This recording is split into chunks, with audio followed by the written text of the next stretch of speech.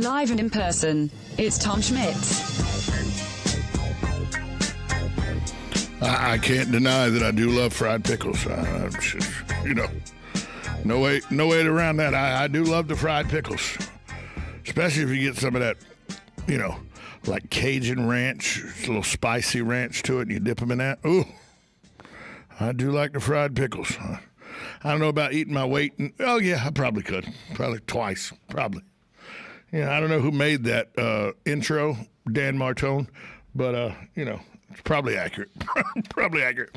We have an interview lined up with Murray Wadsworth. He's the author of What Men Don't Know About Prostate Cancer Screening. But we may have that time change issue. So maybe he'll be at 10:05 instead of 9:05 because we fell back, but he didn't fall. It's always a possibility. Maybe Murray didn't fall. It is daylight savings time, so if you hadn't set your clocks back yet, it's 9:05, it's 9:08, not 10:08. Yesterday your phone does it automatically. So, my phone yesterday morning was right and everything, and I get in my car and we're going to Orlando for the day, and about halfway to Orlando, I go, what is going on? It's taking us forever. And then I realized my clocks weren't set back in my car. So I was like, oh, well, yeah, that's why, because your clocks don't set themselves automatically in your car. You have to do it there, pal. So, it's better than the days of when I remember when my mom and dad would do it. My mom would, everybody, and people still may do it this way. My mom would say, before you go to bed tonight, set your clocks. Do it. I don't want to hear excuse. You didn't get up to go to church or anything because you didn't have your clock. Set a clock. So we would all. It was a process, and I had one of those old Big Ben type, with the two metal bells on top of it. Ding ding ding ding. One of those, and you have to go and turn it and everything. And then you had the clock radios that my mom had on her bed and everything. So you'd have to change it back. Back when I was young, now millennials won't understand this, but there used to be a clock everywhere. Now there's a clock, on your microwave maybe, and then your phones. But when I was a kid, and when I was in my 20s and all, there were clocks on walls, and there was clock radios, and people wore watches, and not just for, because it went good with their outfit. They wore watches because they actually wanted to tell time. It wasn't just on our phone. Now people go, hey, what time is it? People pick up their phone immediately. Look at it. When people ask me what time it is, I look at my watch because I wear a watch because it keeps time. So if you have not fallen back yet, you need to now. It's 9:08. Well, it's 9:10 now, not 10:10. But hopefully Mr. Wadsworth will call us in the 10 o'clock hour. Speaking of times, the Paddock Mall has new times, new hours. They continue to be inspired by the resiliency of the community and have enjoyed safely welcoming back guests in the community once again. The Paddock Mall is happy to announce that they are now offering expanded hours on Friday and Saturdays from 10 a.m. to 8 p.m. They'll still continue to operate with reduced hours Monday through Thursday, which are 11 a.m. to 7 p.m., and Sundays from 12 to 5:30. But they are expanding their hours on Friday and Saturdays from 10 to 8 p.m., so it gives you an extra 2 hours of shopping at the Paddock Mall as they expand their hours. I want to talk to you about some stories in Ocala. First off, I want to tell you that as Galen and I spoke about in hour number one, Chief Greg Graham's funeral was Friday. I was not here on the radio Friday. Joe Martone filled in for me admirably on Friday. I tuned in as I was going to the church for the celebration of life. I tuned in to Joe and Galen on the radio having a conversation, and Joe telling Galen a bunch of jokes that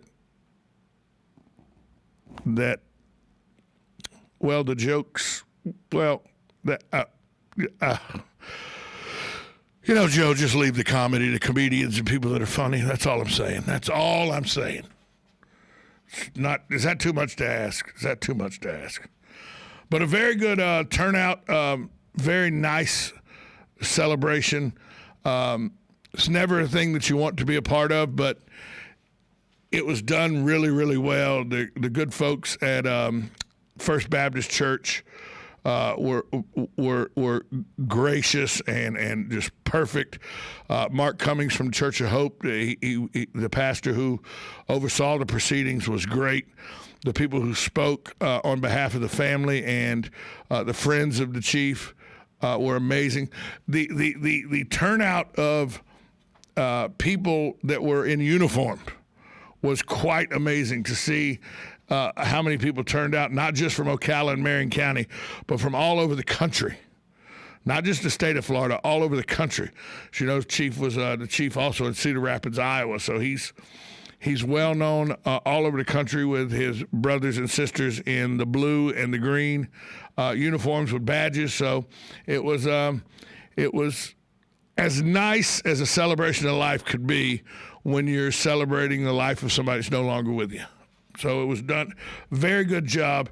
And then the procession to the county line was done real well. It was just a sad day, but the event itself was done top notch.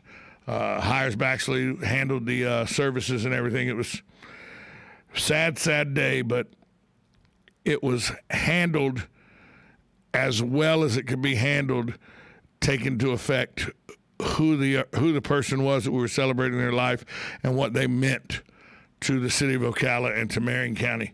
Heartfelt condolences go out to the family, 2 sons and a daughter, plus his wife, Amy. Just some great stories. His daughter told a great story about the day that he went over with her to see what life was like for firefighters. And he didn't want to do it after the first day. He got enough. He was coming back to be a cop. He had had enough. So really, really good celebration of life for Chief Greg Graham. I got to tell you a good story here about some people from Marion County and what they do as volunteers. I'll tell you that story next, right here on 1370 AM, 96.3 FM, WOCA, The Source. Museum of Art has reopened to all visitors. See the world-class permanent collection and special exhibits, including photographs by Bruce Mozart and mixed media by Christina Deanne. Hours are Thursday through Saturday, 10 a.m. to 5 p.m., and Sundays, noon to 5 p.m. The museum is closed Mondays through Wednesdays. Masks are required, and visitor occupancy is being monitored. For more information, visit appletonmuseum.org.